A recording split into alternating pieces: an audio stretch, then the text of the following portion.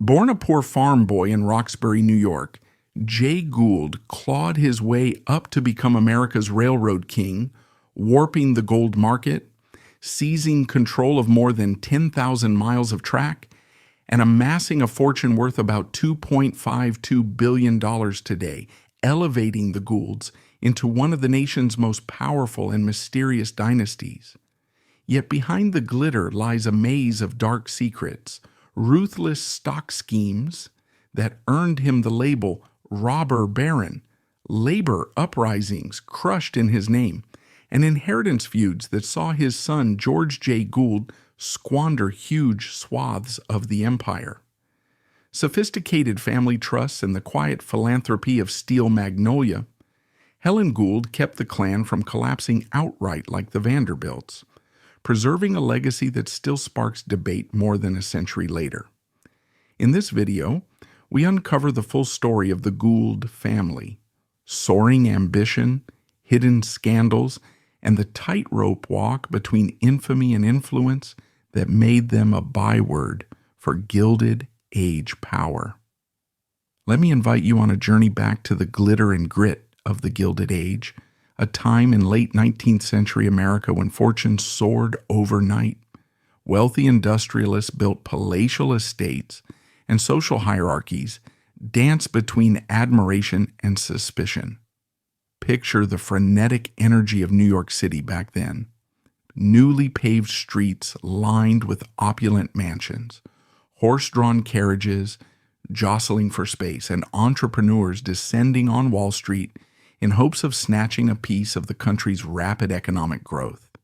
In this world of colossal ambitions and equally colossal risks, one figure stood out in particular: Jay Gould.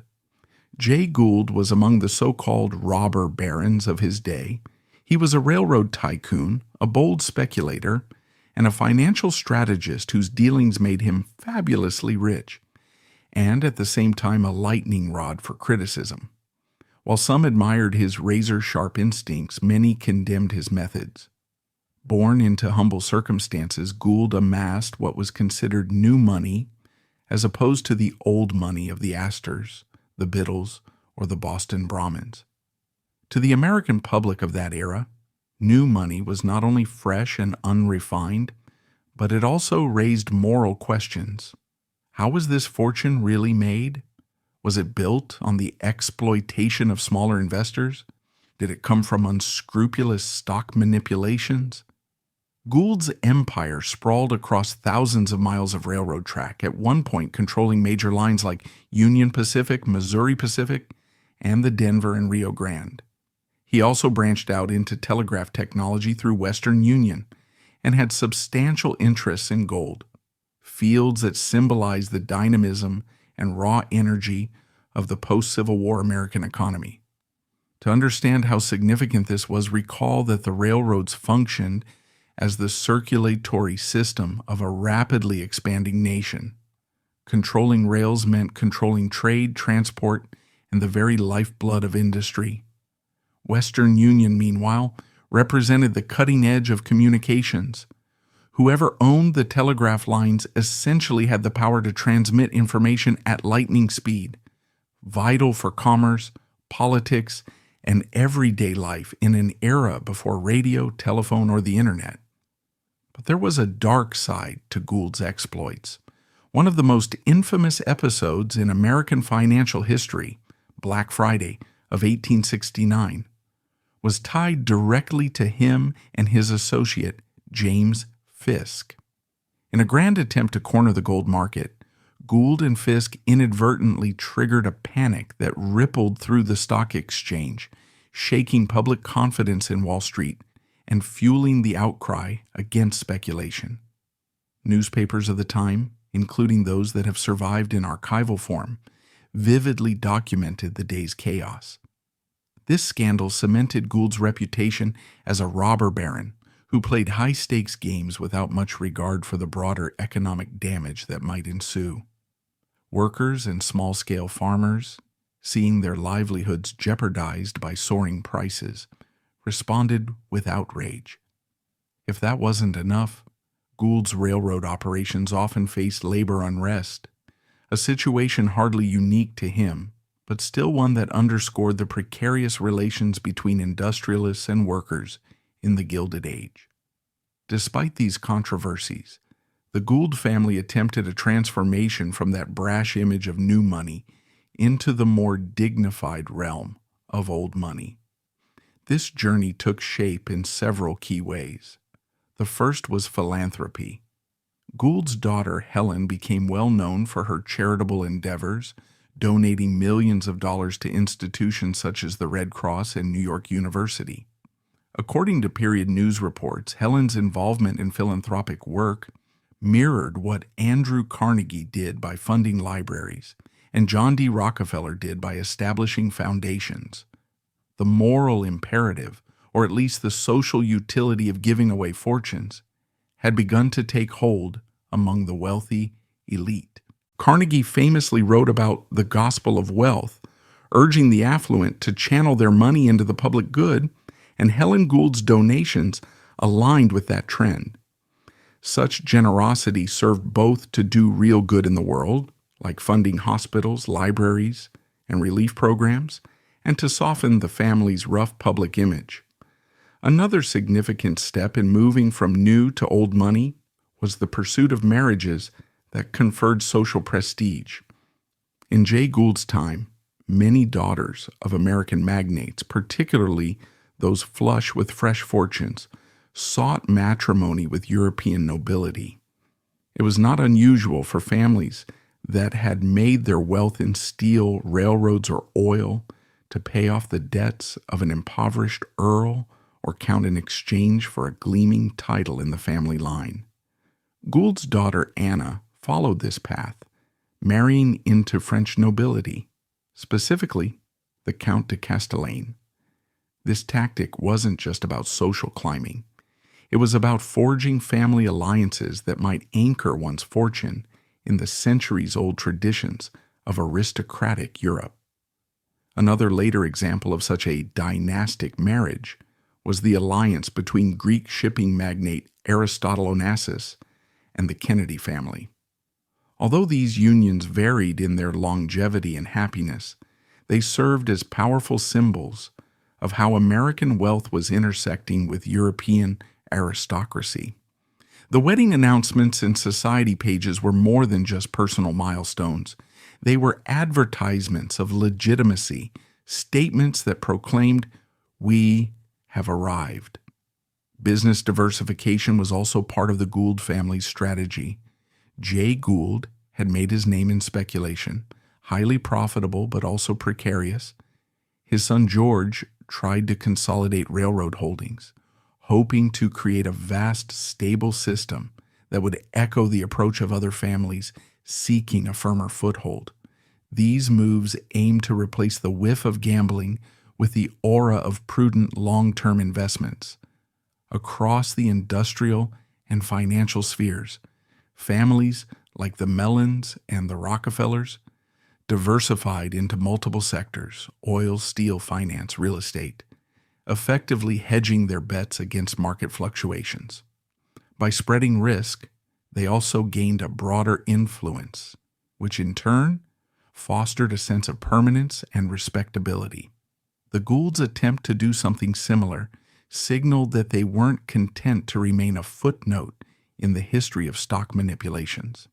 They wanted to be seen as builders of lasting institutions.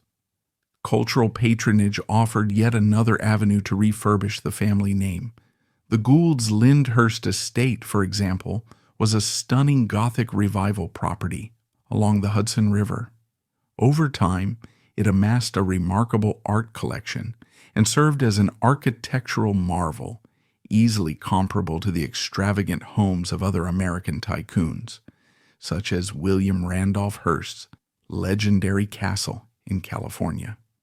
The very act of filling an estate with artwork, hosting society events, and possibly sponsoring artists or musicians could demonstrate that the family was not merely about making money.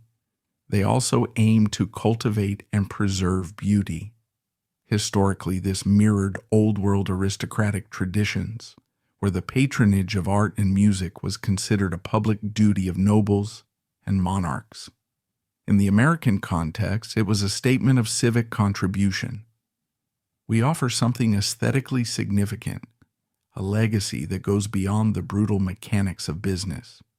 However, scandals like Black Friday and waves of labor strife kept the Gould name from achieving the same patina of untainted respectability that older families enjoyed. Once a scandal attaches to a surname, it's notoriously difficult to shake off. The Cabot family, for instance, would always bear the association with the opium trade, no matter how much they donated or how refined their subsequent generations became. Likewise, Gould was invariably linked to speculation and market manipulation. This underscores a key point in American social history. Philanthropic acts, strategic marriages, and even cultural patronage can help reshape public perceptions. But certain controversies leave a deep imprint that might linger indefinitely. Now let's look more closely at what exactly made up the Gould fortune. First and foremost were the railroads, thousands of miles of track from the Midwest to the West, forming arterial routes essential to commerce.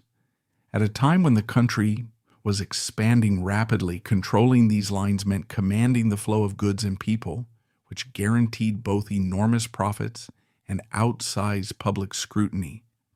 Gould's involvement extended beyond simply owning shares. He often took an active role in reorganizing, consolidating, or restructuring lines to maximize efficiency and, of course, profits. Critics argue that his methods were high-handed, if not outright ruthless, particularly in regions where smaller railroad owners felt squeezed out.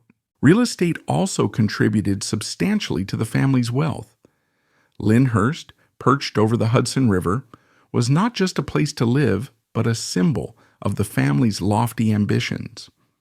Manhattan properties further bolstered the Gould portfolio.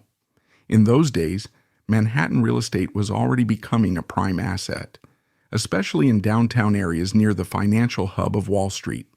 As the city grew, so did property values, creating steady returns for those with the foresight and capital to invest heavily in land. Then there were Gould's investments in gold and the telegraph industry. Gold speculation famously landed him in hot water on Black Friday, but it was also integral to his early fortune, allowing him to seize moments of volatility for extraordinary gain. Meanwhile, buying stakes in Western Union telegraph lines demonstrated a forward-thinking approach. Communications infrastructure was essential in an age when moving information quickly was revolutionizing business and finance. If railways controlled physical transportation, telegraph wires controlled the flow of news and data, arguably just as pivotal to economic success. As the telegraph gave way to telephone technology, families with controlling stakes in communications networks found themselves in positions of major influence. Gould's boldness in venturing into these areas, while decried by some, also showcased his knack for identifying profit opportunities. Philanthropy also became an asset, though intangible, because it cultivated goodwill and boosted the family's public image. Beyond Helen Gould's massive charitable donations to causes like the Red Cross, the family funded educational endeavors like the Gould Memorial Library at New York University. Donating substantial sums to an academic institution was a common route for wealthy families seeking a lasting legacy. Andrew Carnegie, for instance, financed the creation of thousands of public libraries, and John D. Rockefeller supported the founding of the University of Chicago, along with other ventures. These acts weren't purely altruistic, of course. They were steps to demonstrate civic responsibility and to ensure the family name was forever associated with learning, art, or social progress rather than just speculation. Beyond finances, The Gould story is emblematic of an era in which industrial titans defined much of the national character. The Gilded Age was a paradoxical time. On one hand, it saw unprecedented growth, technological progress, and a surge of philanthropic giving. On the other, it witnessed labor exploitation, violent strikes, and a widening chasm between rich and poor. The Goulds were right in the middle of that paradox. Jay Gould's success epitomized the rags to riches American dream, but it also showcased the dream's potential darker side, where fortunes are built on speculative schemes and cutthroat competition is prioritized over fair play.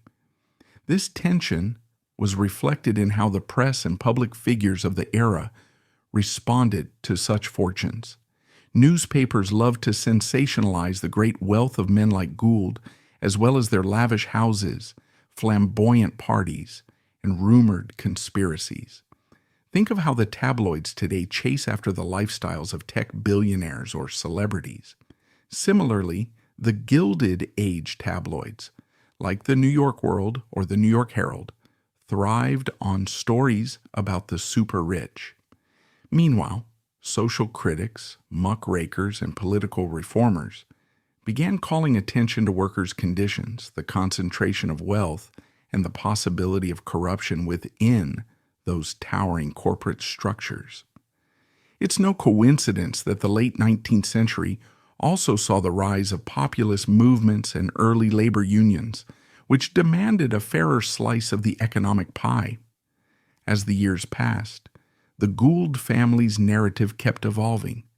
Helen's philanthropy became almost as legendary as Jay's speculation, illustrating how a single family name could encompass both questionable origins and commendable beneficence. Anna's marriage into European nobility signaled a chapter of social aspiration that had become all too common among American elites. George's attempt to unify railroad lines demonstrated a strategic long-term perspective, even if it was not fully successful. And the art collections at Lyndhurst showcased a penchant for beauty and culture that seemed to place the family squarely among patrons of the arts. Nonetheless, the shadow of new money lingered. Figures like Jay Gould could donate millions, build libraries, and craft ties to European counts, but large swaths of the public still viewed them as upstarts who made their fortunes in ethically ambiguous ways. Jay Gould and James Fisk concoct one of the greatest financial schemes in American history, culminating in a day still remembered as Black Friday. This was September 24th, 1869, the day the gold market crashed, bringing thousands of people to ruin and exposing a tangled web of corruption that reached into the highest offices of government. Just like that, the storyline of shocking bribes, manipulation, and incredible profits took a dark turn and ensured that no one who lived through this event would ever forget it. Secret documents and records, long studied by historians, reveal that in 1869, Jay Gould and James Fisk manipulated the gold market by bribing none other than Abel Corbin, who happened to be President Ulysses S. Grant's brother-in-law. According to Wikipedia and several additional reputable sources, Corbin was their inside man, the individual used to influence governmental policy in a manner that favored their ambitious scheme. At the time, President Grant's decisions regarding the nation's gold supply could make or break fortunes overnight. By controlling the amount of gold the federal government released into the market, the price could either skyrocket or plummet. Gould and Fisk, fully aware of this, devised a strategy to push the price of gold as high as possible and then profit immensely before the inevitable crash. They specifically targeted Corbin, knowing his family tie to Grant could give them valuable insight and even the power to steer official decisions. Through clandestine letters, covert meetings, and hushed whispers, the bribery took place behind closed doors, One can find references to these shady transactions in select archives of newspapers from that era, including contemporary coverage from the New York Times, which had begun establishing itself as a leading source of investigative journalism, and editorial commentaries in other East Coast papers. It was whispered that money, influence, and public policy became so entangled that it was hard to see where one ended and the other began. By the time September 24th, ultimately dubbed Black Friday, arrived, the gold price had been driven to dizzying heights, encouraging countless investors, speculators, and even ordinary folks hoping to make a quick profit to pour their life savings into the precious metal. Jay Gould, who had carefully orchestrated every move, had hedged his bets in such a way that he could profit to the tune of $11 million, a staggering sum for the era. Meanwhile, James Fisk, known for his flamboyant style, also took a substantial share of profits. Their elaborate plan would not have worked without inside knowledge regarding the federal government's stance on releasing gold. Corbin's influence and the way he leveraged his relationship to President Grant allowed Gould and Fisk to predict, often correctly, exactly when the government would step in to sell gold in large quantities, thus impacting the price. Historians from economic blogs and specialized forums corroborating these details point out that this was a textbook case of how insider connections to policymakers can distort free markets. But it all came crashing down on that fateful Friday when Grant and his administration, upon suspecting foul play, ordered a massive release of government gold to drive the price back down. The resulting plunge caused utter chaos on Wall Street. The thousands who had bet on prices remaining high found themselves in financial ruin almost instantly. The catastrophic collapse that day reminded everyone of the fragility of a market that rests on leverage, speculation, and covert deals. Interestingly enough, Jay Gould somehow managed to avoid the full brunt of the public's ire. Though he was known as the scheme's mastermind, many average citizens initially did not realize the extent of Gould's involvement. He was able to conceal his profits behind layers of complex transactions, reminiscent of J.P. Morgan's profiteering during the Panic of 1907, when Morgan famously stepped in under the guise of saving the financial system, but also found ways to expand his own wealth and influence. According to some scholarly discussions, Morgan's 1907 actions can be seen as a replay of Gould's earlier ability to pivot and hide from public blame while collecting enormous winnings.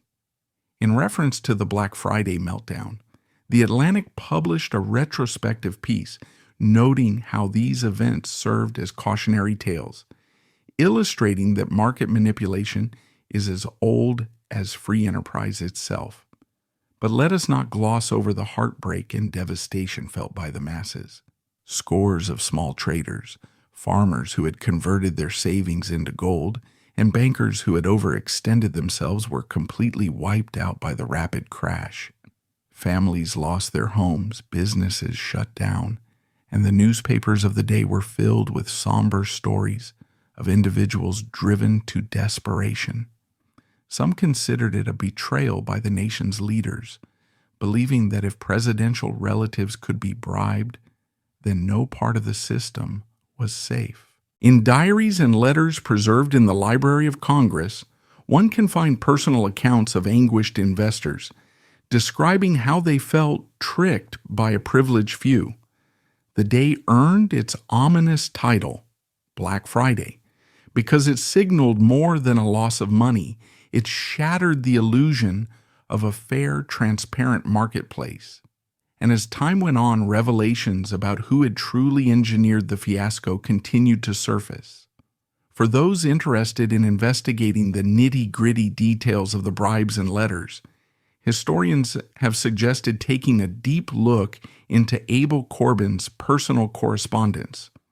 some of which still exists in archival form at various historical societies. It is believed that Corbin wrote candidly about his connections to Gould and Fisk, and perhaps he even revealed how he nudged Grant's Treasury decisions, or at least tried to. Equally essential are the Treasury records from Grant's presidency, which might divulge more than just routine documentation. There, one could find clues regarding which officials corresponded with Corbin or possibly detect irregularities in the timing of gold releases. These resources have long captivated researchers, although many of the original documents are fragile and require careful preservation. By piecing them together, future scholars might reveal more intricate details of the scheme, shining a brighter light on the chain of events that led to that ruinous day in September 1869. To place it all in a broader historical context, we might compare this fiasco to other significant bribery scandals. For example, there's the Teapot Dome scandal involving Edward Doheny in the early 1920s. According to the Los Angeles Times and Wikipedia, Doheny was charged with bribing Albert Fall, then U.S. Secretary of the Interior, to obtain favorable leases on naval oil reserves. While the Teapot Dome scandal is often cited as one of the most notorious incidents of corruption in American political history, the blueprint, cozying up to government officials to procure insider advantages, was arguably laid out decades earlier by Gould and Fisk in 1869. Likewise, if we skip further back in time, we might look at the Umayyad period in the 7th and 8th centuries, when tribal leaders would sometimes engage in lavish bribery to gain strategic favor with caliphs or local governors, as recounted in certain Islamic historical texts. The parallels are striking. From ancient empires to modern democracies, whenever individuals discover ways to game the system through unscrupulous payouts, havoc often ensues. Thus, you might frame this entire incident as the gold plot that crashed America, which fits perfectly because it strikes at the very core of national finance. No one expected that a handful of people could leverage so much power as to nearly derail the American economy. But indeed, that is what happened when Gould, Fisk, and Corbin colluded to keep the federal government from selling gold, thereby driving prices higher. It was all smooth sailing for them until President Grant caught wind of the plot and, outraged by the betrayal, finally ordered the Treasury to intervene. Yet by then, the stage for catastrophe was already set, and the price of gold spiraled out of control in mere hours on that fateful Friday. The best available sources affirm that the crash was real. The bribes absolutely took place, and Gould's hedging profit stands as a documented fact. Where the historians diverge is in the scale of Gould's influence. While some claim that he almost single-handedly controlled the entire gold market, it's more accurate to say that the environment of speculation enabled him to exploit an already precarious system. In other words, there were multiple factors at play, and X claims of Gould's total control, labeled as post-zero in certain discourses, are indeed considered exaggerated. Yet it is impossible to discount the cunning brilliance of Gould's plan. Even the Washington Post, in retrospectives, has pointed out that Gould's action served as a wake-up call.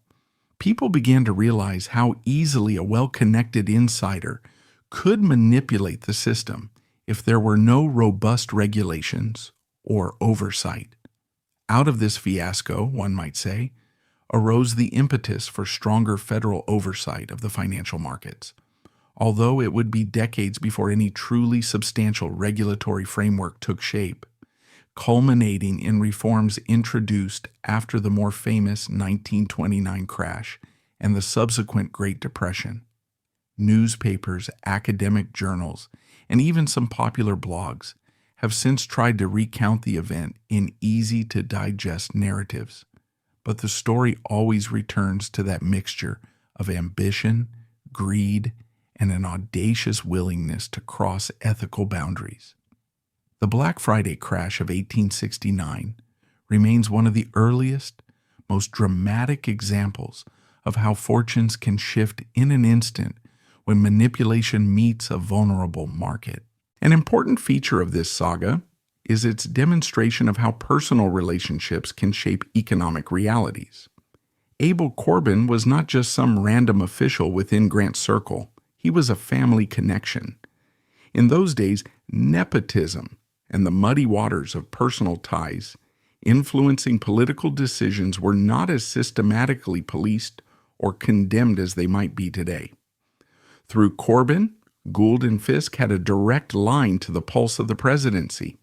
History.com's articles on notorious market crashes often cite this relationship as one of the key reasons the scheme nearly succeeded. Had there been a few more months of secrecy, or if Grant himself had taken slightly longer to react, one wonders whether the entire American economic landscape might have collapsed even further before the bubble finally burst. Once the dust settled, the blame game began. Newspapers were rife with editorials calling for legislative reform. Politicians pointed fingers in every direction, while families unable to recover from their losses demanded accountability. Some investor groups tried to sue, though the legal framework at the time was ill-equipped to handle market manipulation cases on that scale. James Fisk, who was already known for his flamboyant lifestyle, faced a barrage of public outrage, but he seemed to revel in the spotlight. Jay Gould, on the other hand, maintained a low profile and, as mentioned earlier, deflected public blame. It was an almost eerie foreshadowing of how future financiers would continue to operate. Those pulling the strings often remain quietly in the background, while others become the public faces of scandal.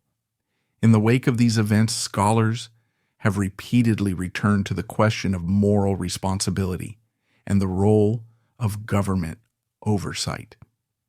Could President Grant have done more to prevent the crash if he'd been more suspicious of Corbin's intentions, or if he had placed stricter controls around who had access to the Treasury's plans? The accounts vary. Some historians, citing Grant's own memoirs, suggest that he was blindsided by his brother-in-law's betrayal, and that once he grasped the situation, he took swift and decisive action. Others argue that Grant's administration moved too slowly and should have openly denounced Gould and Fisk right from the moment rumors of a potential scheme began circulating. One viewpoint presented in certain economics-focused blogs posits that Grant and his advisors actually believed that they could use Gould and Fisk's speculation to stabilize the post-Civil War economy by maintaining high gold prices. If so, their plan backfired in the most spectacular manner, demonstrating the unpredictability of such a high-stakes game. Jay Gould has been cast as a cunning manipulator behind the scenes, someone who was happy to keep the public in the dark as long as his wealth and influence remained intact. And while men like Andrew Carnegie found themselves openly embroiled in famous labor scandals, Gould had an uncanny knack for secrecy that helped him shield certain unpleasant truths. Accounts from sources like American Heritage have documented how his railroads, particularly the Missouri Pacific, cut wages and hired strikebreakers, sparking violent confrontations during the tumultuous 1877 Great Railroad Strike.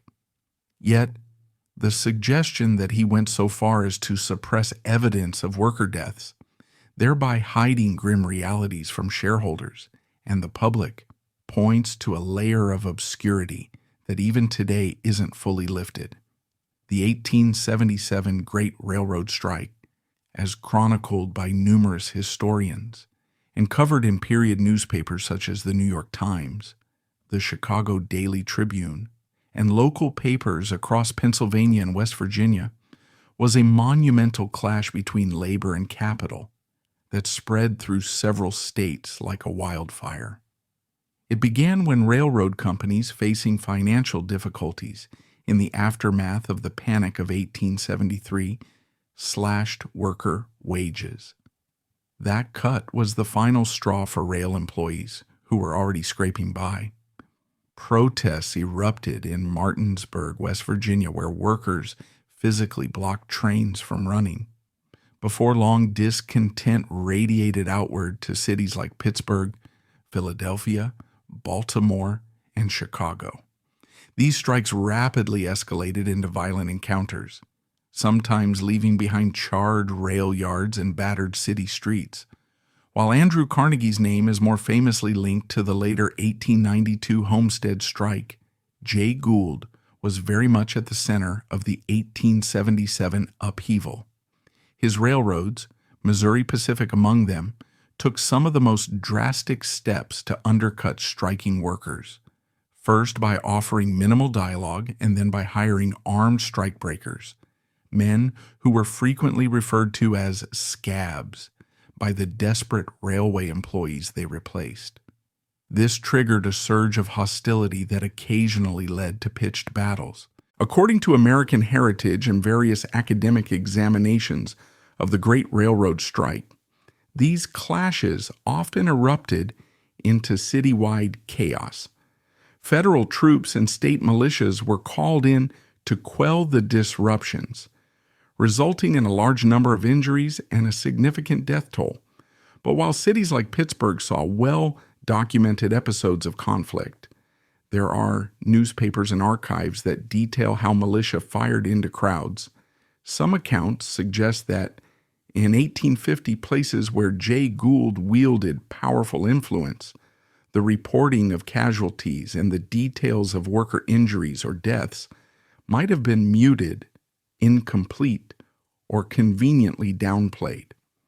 In modern discussions comparing various industrial magnates, one contrast repeatedly surfaces. Andrew Carnegie's troubles at Homestead became a widely publicized scandal, whereas Gould's alleged wrongdoing remained in a murky realm of rumor and carefully hidden facts.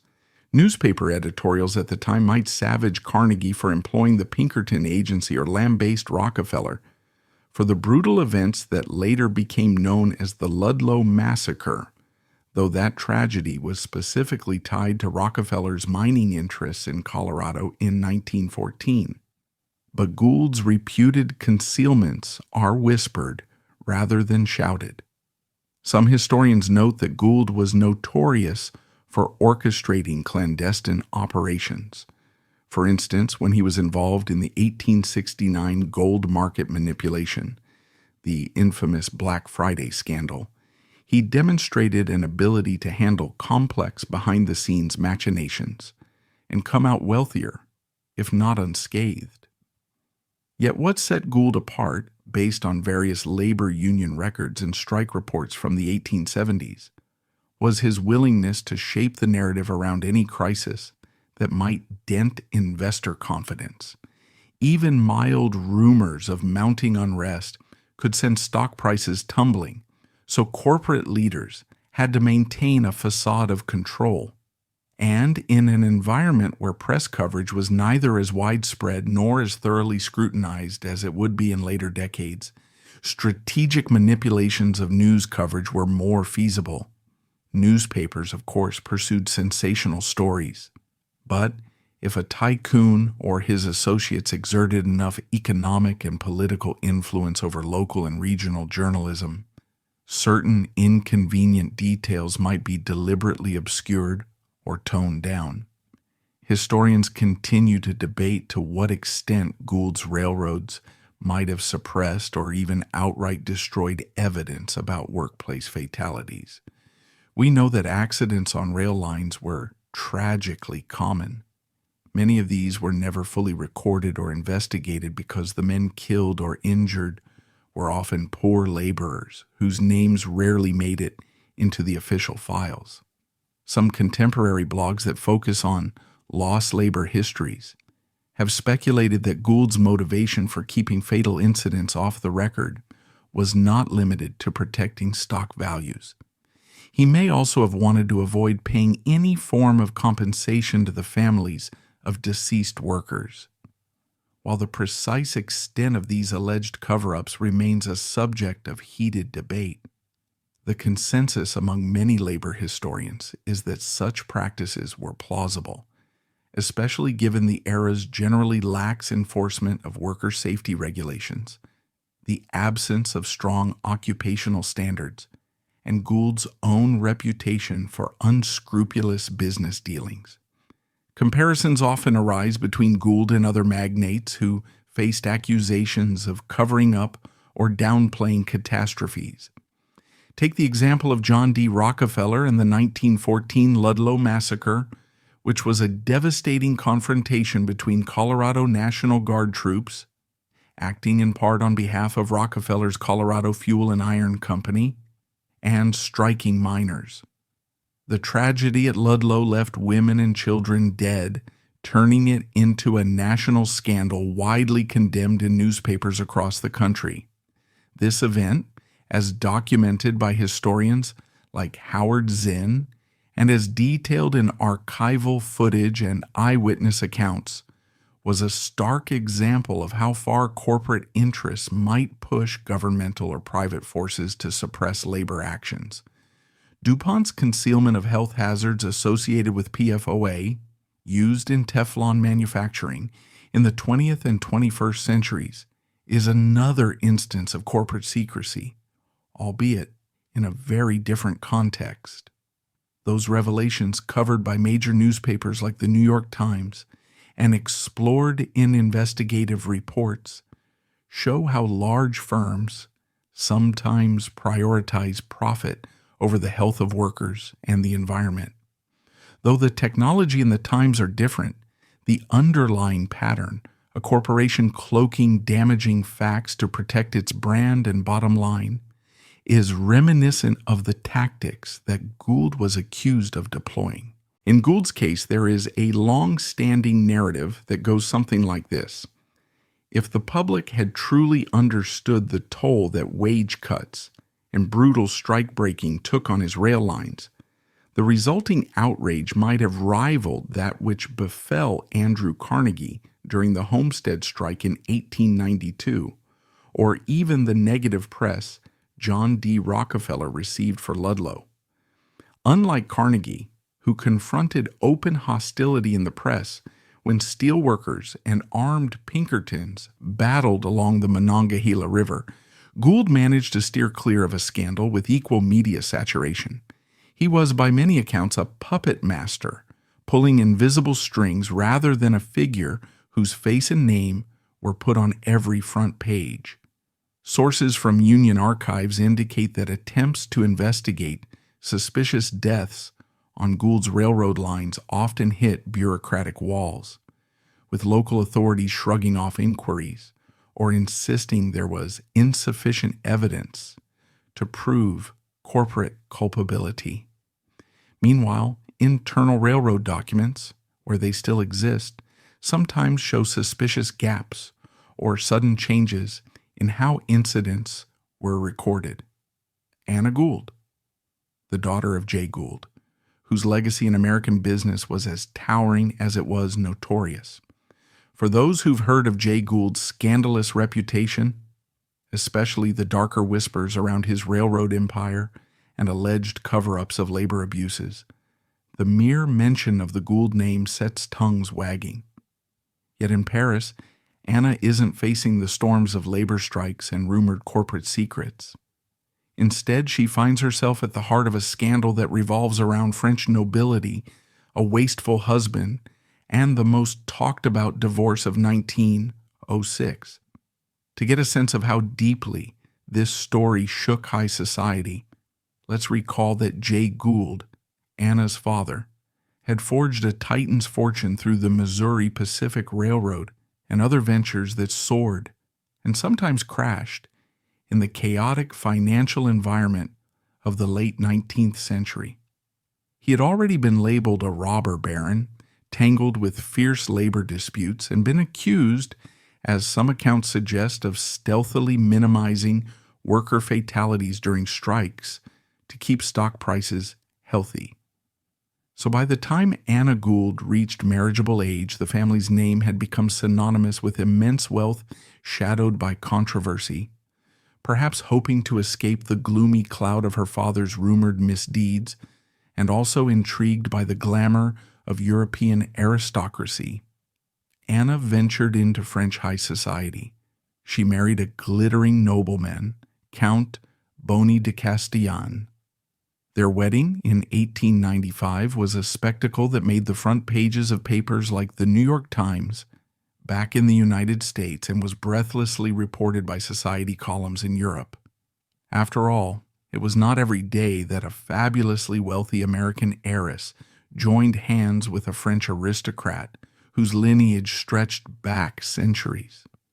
Some contemporary blog posts analyzing archived wedding announcements point out that the cost of the gowns and the opulent reception might have exceeded what ordinary families earned in a lifetime. At that point, the match was considered a fairy tale union. An old world title merges with new world wealth, creating a perfect recipe for society's rapt attention. Yet just as Jay Gould's public image had been shredded by allegations of unethical business tactics, Count Bonny quickly developed a reputation for burning through money at a rate that would stagger even the most extravagant of spenders. By some estimates, he poured around $10 million of Anna's fortune in early 20th century currency, which would be much more in today's terms, into lavish parties, high-stakes gambling, and over-the-top acquisitions. Newspapers of the time, including the New York Times and the Parisian daily Le Figaro, chronicle the Count's seemingly endless appetite for luxury. The cost of entertaining on the scale: Bonny preferred, chandeliers shipped from Venice, tapestries acquired from defunct chateaux, exotic animals displayed in private menageries, quickly drained vast sums. Rumors swirled in both French and American high society about whether Anna was happy or even aware of how fast her husband was eating into her inheritance. By 1906, the fairy tale facade gave way to a storm of gossip so intense that it overshadowed even the most salacious details about Anna's father back in the United States. Word leaked out that Anna intended to file for divorce. This alone was explosive news. Divorce among the European aristocracy was relatively rare, and for many families considered a monumental scandal. But the story became even juicier when it emerged that the impetus behind Anna's decision was more than just her husband's reckless spending.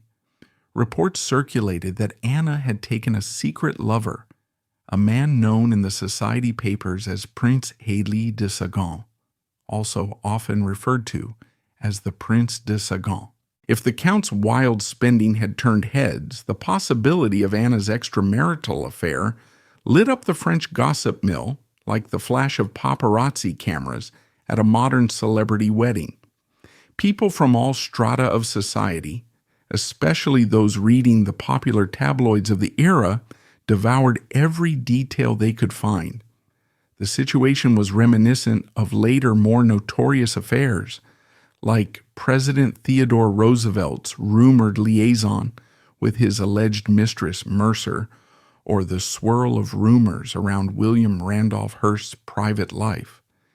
In Anna's case, the tension lay in the contrast between her father's looming, somewhat sinister legacy back in America, think railroad strikes and secret casualty cover-ups, and the more romantic but still scandalous predicament she found herself in across the Atlantic. According to the New York Times, the divorce proceedings were kept as low profile as possible for such a sensational matter, likely to preserve the reputation of both families. After all, the Castellanes were an ancient French line and the Goulds had a precarious public image to maintain, balancing philanthropic gestures and social appearances with the memory of Jay Gould's alleged labor abuses and unscrupulous deals. Indeed, some speculated that Anna's relatives did everything in their power to stifle press coverage. They might have feared not just the embarrassment of a public court battle, but also the potential resurrection of rumors from the United States about Jay Gould's moral character, or lack thereof.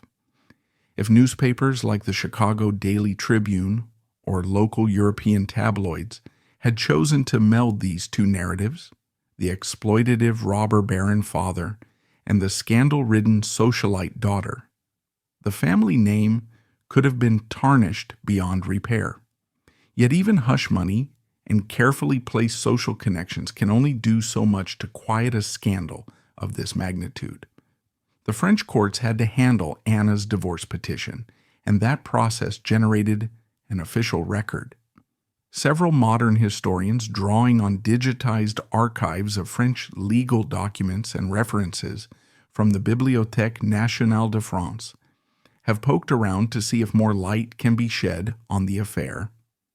So far, the official transcripts confirm that money troubles played a huge role in Anna's request for separation from Count Boney, detailing the extraordinary depletion of her resources. As for the affair with Prince de Sagan, the sources are more circumspect, as the French legal system at the time was not eager to fan the flames of public gossip. Nevertheless, stray references in the court filings hint that something was amiss in the marital bed, and that Anna had indeed found emotional solace elsewhere. The deeper you delve, the more it resembles one of those sizzling headlines in a modern tabloid, minus the paparazzi photos. While the secret affair can hardly be considered secret once it made the rounds of Parisian rumor circles, debates continue among some historians and among old blog posts that flourish in the dusty corners of the internet about how genuine the affair was.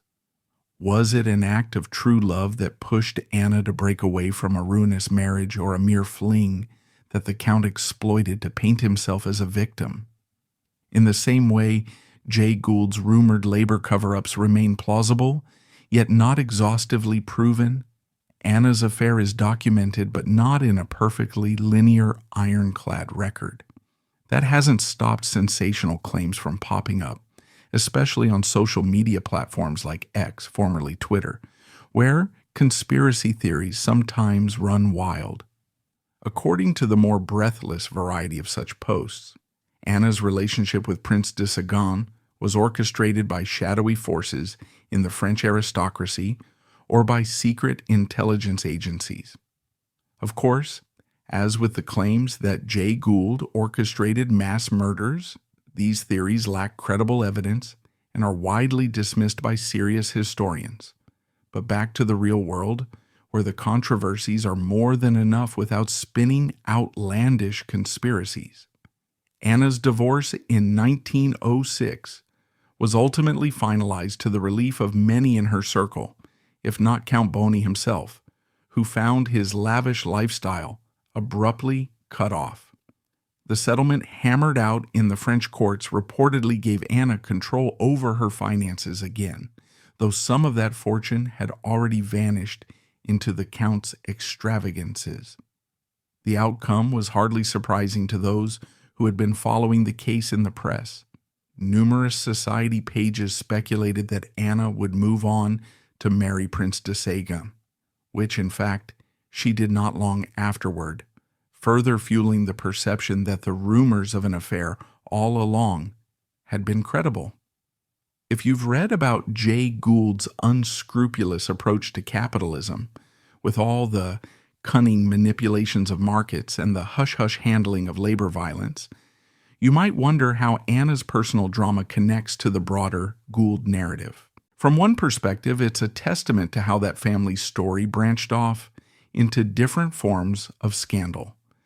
Jay Gould had navigated the rough-and-tumble American corporate world, were capitalizing on an unsettled workforce, allegedly hiring strikebreakers, and taking advantage of shaky regulatory frameworks were par for the course. Anna, on the other hand, stepped onto the European stage, where she traded union showdowns for aristocratic gossip. But in both father's and daughter's sagas, the undercurrent is an attempt to preserve the family name and fortune amidst swirling, salacious rumors, be they about covered-up deaths on a railroad line or a secret lover in Paris. Contemporary observers sometimes contrasted Anna's predicament with other known high society scandals. For instance, William Randolph Hearst's rumored secret daughter with Marion Davies, while never conclusively proven, offered parallels in terms of hush-hush management of a situation that could cause public uproar. The Cavendish family's so-called Kennedy crash cover-up, referring to hush-hush maneuverings after certain fatal incidents involving high-profile persons connected to the Kennedys, is similarly cited in modern comparisons. All these examples highlight a pattern among the elite. When threatened with a scandal, they deploy wealth, social connections, and sometimes questionable legal strategies to maintain a polished public image. And that's exactly what Anna Gould tried to do in the meltdown of her marriage. The newspapers, the New York Times above all, played a central role in shaping how Anna's divorce was perceived. While Count Bonny occasionally tried to use the media to portray himself as an aggrieved husband, Anna's legal team and relatives did their best to bury the more lurid aspects of the affair. Some stories in the Times from that era mention irreconcilable differences and vaguely hint at the Count's prodigal spending. But you'll be hard-pressed to find a fully fleshed-out exposé, as we might see today in a modern scandal involving celebrities or royalty. The relative restraint among major newspapers could be attributed to behind-the-scenes influence. Powerful American families like the Goulds were known to have editorial pull, and French aristocrats had their own ways of keeping journalists in check. After all, the social pages were not designed to be muckraking platforms.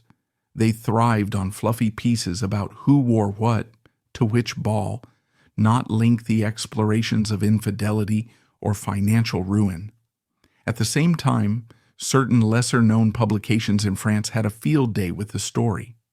Tabloids brimming with sensational headlines teased revelations of clandestine letters between Anna and Prince de Sagan, describing them in florid terms meant to stoke public imagination. One small paper claimed that the pair had exchanged hundreds of notes, each one more passionate than the last, complete with references to clandestine, late-night meetings in shadowy Parisian gardens. Another publication insisted that Count Bonny had threatened to challenge the prince to a duel, in a nod to the old aristocratic traditions of saving face through open confrontation.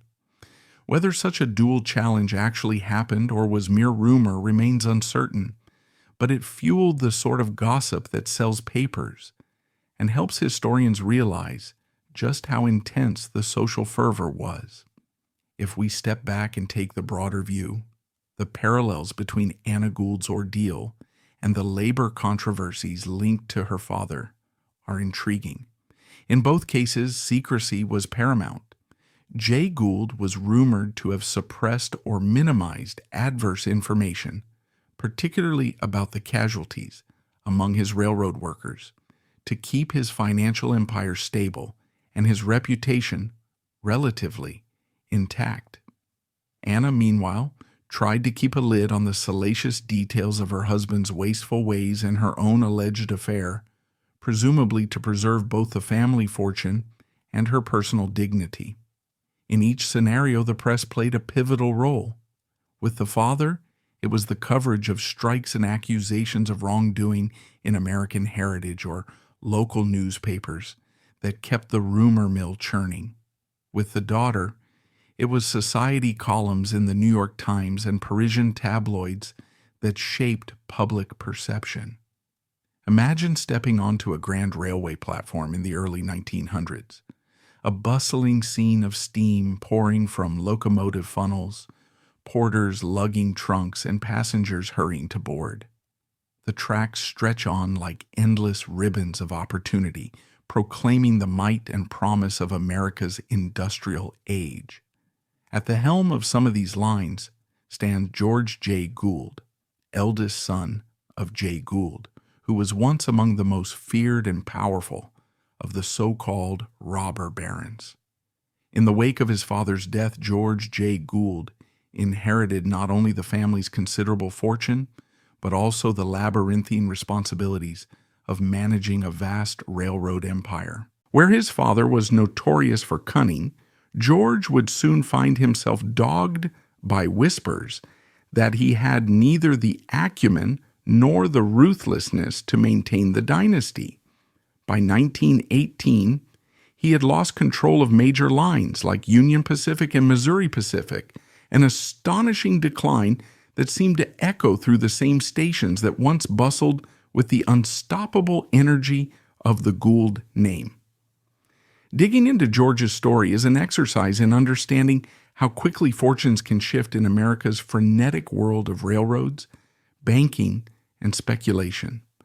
While Jay Gould's dealings remain veiled by swirling tales of secret strikes and suppressed fatalities, claims that have never been fully proven, his skill at maintaining an empire can hardly be denied.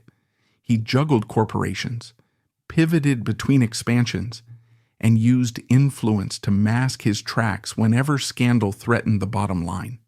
Yet it was George J. Gould who, ironically, found himself in the crosshairs of an accusation that was distinct from his father's. The claim that he covered up financial losses by falsifying stock reports to calm investor fears. Such rumors parallel the very real acts of other magnates like William Randolph Hearst, who, during the Great Depression, discreetly sold pieces of his prized art collection to stay afloat while projecting an image of unwavering wealth. Historians and blogs referencing old newspaper archives have sometimes drawn that parallel directly. If Hearst needed secrecy to hide his financial slip, might George Gould have turned to a similar strategy of quiet deception? By 1918, though, much of the empire that Jay Gould had amassed appeared to be slipping away from George's grasp. It's an era that the Washington Post and the New York Times occasionally mention in retrospective articles about the Gilded Age, an era that left behind towering steel tracks and equally towering rumors of corporate malfeasance. The question is whether George's alleged manipulation of stock figures was truly a systematic fraud, akin to forging entire sets of corporate data, or, if it was more subtle, a combination of inflated optimism and half-truths that masked railroad shortfalls. Investor trust was a pivotal concern. An unsteady hand on the wheel of railroad finances could trigger a panic in the stock market, which in turn might topple an entire line under the weight of frightened shareholders pulling out their funds.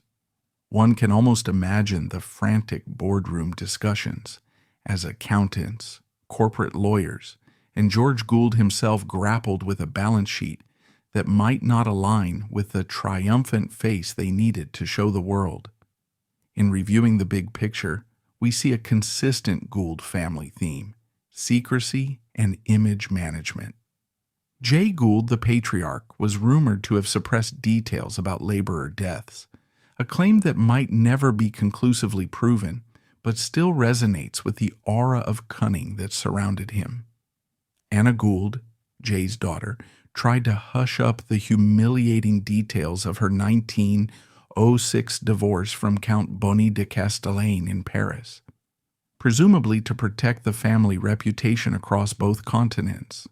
And George, in turn, found himself accused of papering over financial hemorrhaging to sustain illusions of prosperity, essentially the same script in a different setting. The entire Gould clan appeared haunted by the imperative to preserve appearances, from personal relationships to corporate ledgers, illustrating that the family name had as many locked closets as it did mansions. The atmosphere of the late 1910s provided a ripe backdrop for George's struggles. America had plunged into World War I in 1917, and the federal government was beginning to intervene in the railroads more intensely than ever before, eventually nationalizing them under the United States Railroad Administration for a brief period. This was partly a measure to streamline troop and supply movements. Even after the war, the railroads dealt with new regulatory structures and financial pressures. Investors who had once accepted volatile railroad stocks as part of the cost of doing business were now increasingly cautious.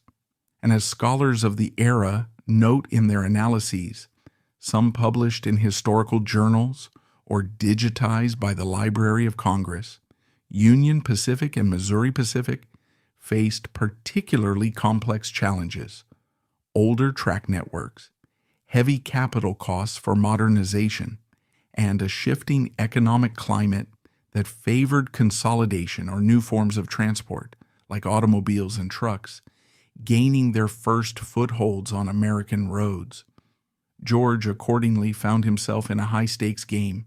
If he admitted to the real scope of the losses, fear might drive investors and creditors to abandon ship, thereby condemning the lines to potential receivership or forced mergers. But if he concealed them, cooking the books ever so slightly, he might gain time to restructure the rail network, seek fresh capital, and ride out any temporary turbulence. As some modern finance blogs that explore the Gilded Age have commented, the parallels to contemporary corporate fiascos are striking. Think of companies in more recent decades that restated earnings after an SEC investigation, or high-flying tech ventures that used creative accounting to claim profitability. The difference is that in George's day, the regulatory framework was far less robust. Indeed, the Securities and Exchange Commission, SEC, did not even exist until 1934, well after George Gould's prime. Nevertheless, historians propose that scouring what railroad audits remain, or the partial financial disclosures that do survive from that time, might reveal irregularities consistent with what we'd now call fraud. One might ask, if a cover-up happened, why is there not more explicit documentation proving it? The short answer is that official records from the early 20th century can be sparse or incomplete, especially if those involved had any reason to hide or destroy incriminating documents. Memos vanish, ledgers are lost in corporate reshuffles, and even major newspapers of the era sometimes published contradictory financial data based on whichever corporate press release they were handed. This was a period without the standardized oversight we take for granted today. So, the best evidence might lie in the suspicious gaps themselves: inconsistent numbers, abrupt revisions of reported earnings, or contradictory statements made to different investor groups.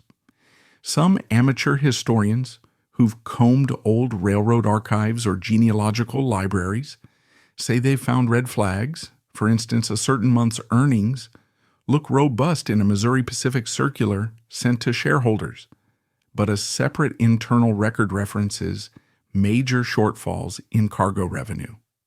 This doesn't confirm fraud, but it raises eyebrows. Did management quietly shuffle figures to present a rosier picture?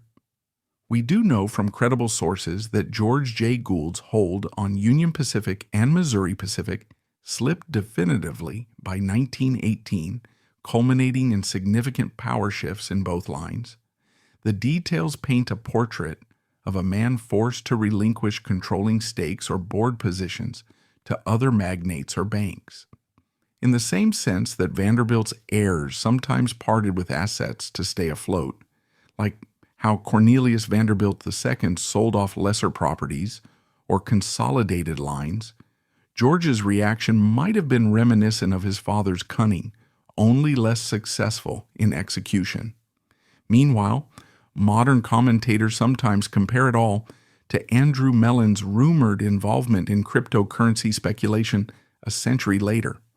A far-fetched analogy, perhaps, but it underscores the timeless nature of financial misdirection. Just as Mellon's rumored crypto mystery, often bandied about on specialized finance message boards, is more rumor than fact, so too do we find the alleged fake stock reports of George Gould plausible but not firmly nailed down. Like the rest of the Gould family saga, the narrative of George's downfall is layered with intrigue and overshadowed by Jay Gould's looming presence. In the same way that Anna Gould's attempt at European nobility was marred by scandal, ending in her secret affair with Prince de Sagan while divorcing Count Boney, George's stewardship of the railroads was overshadowed by claims of incompetent or dishonest management. Some historians go so far as to suggest a family pattern, a string of illusions meant to hold up the Gould brand at any cost. Whether it was hush money for strike-related deaths, hidden lovers in Paris, or hidden ledgers in corporate offices, the Goulds appear to have learned that public perception was every bit as important as reality, maybe more so. It's quite fascinating to look back at the Gilded Age in the United States, the late 19th to early 20th century, and see how much glitz and grandeur was on display in public, even as private struggles often remained hidden behind the thick walls of opulent mansions. In this richly layered period of American history, the wealthy elite were not only known for their lavish lifestyles, but also in many cases for their philanthropic efforts that made headlines in major newspapers and society columns. One such figure was Helen Gould, often revered for her charitable deeds and warm-hearted service during national crises.